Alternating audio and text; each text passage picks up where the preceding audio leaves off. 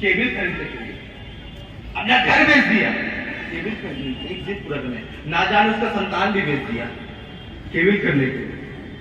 तो जमाती ने टावर से लेकर अपने घर तक फोन पर एक केबिल को लगाया। लगाने के बाद जो टावर का स्विच था दबाया, घर का पूरा मोहल्ला सवा हो गया, जल गया।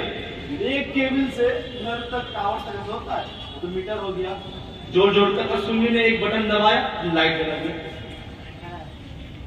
तो भाई अरे इन जमातियों से कहो डायरेक्ट क्यों मांगते हो? बोले हम हुजूर से कैसे मांगे, हम गुनहगार बदकार, हम किस मुंह से कहें, किस आंख से देखे, किस कान से सुने?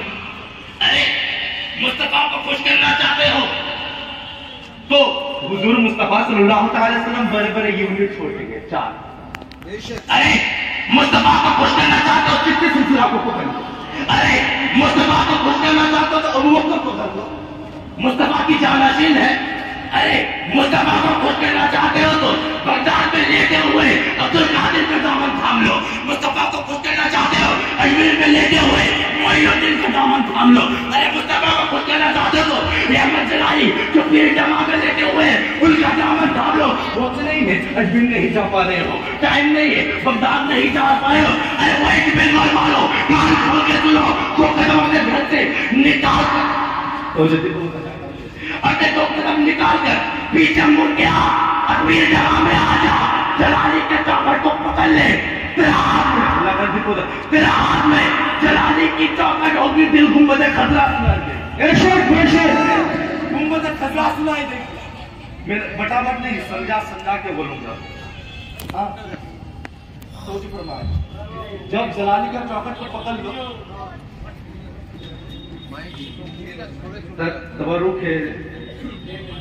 तवरुक है सर,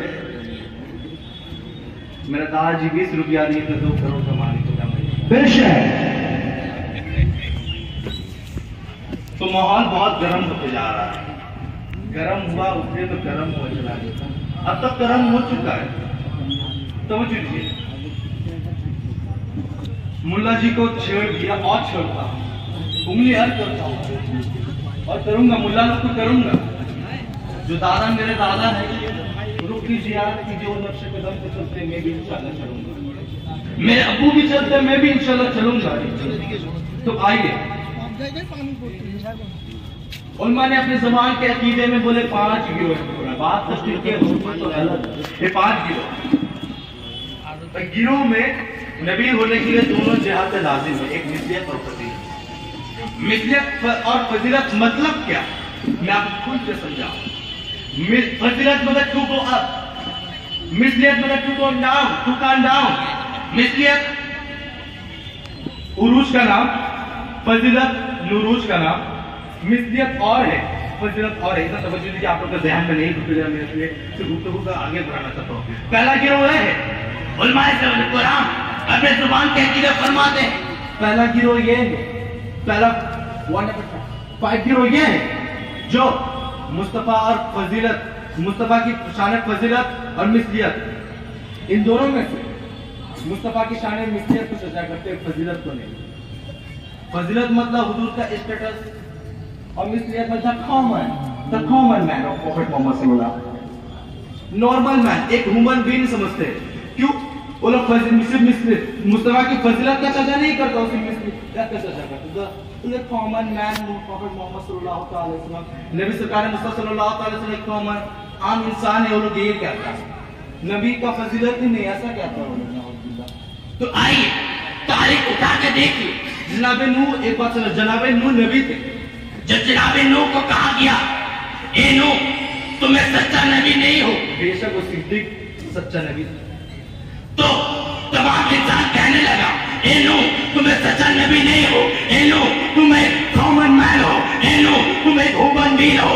तब रब्बुल इज्जत की कामा की कसम, तारीख उठा के देखो, जनाबे नूह उस बदबख्त कौम के लिए दुआ हलाकत करते हैं। वो क़ाला रब्बिना तज़र इलल अर्ज़ि मिनल काफ़िरीना दय्यारा, रब्बुल इज्जत की कामा की कसम पूरी कायनात डूबी मगर जनाब नूह का दामन थामे होते, नबी का दामन थामे होते, वही होते।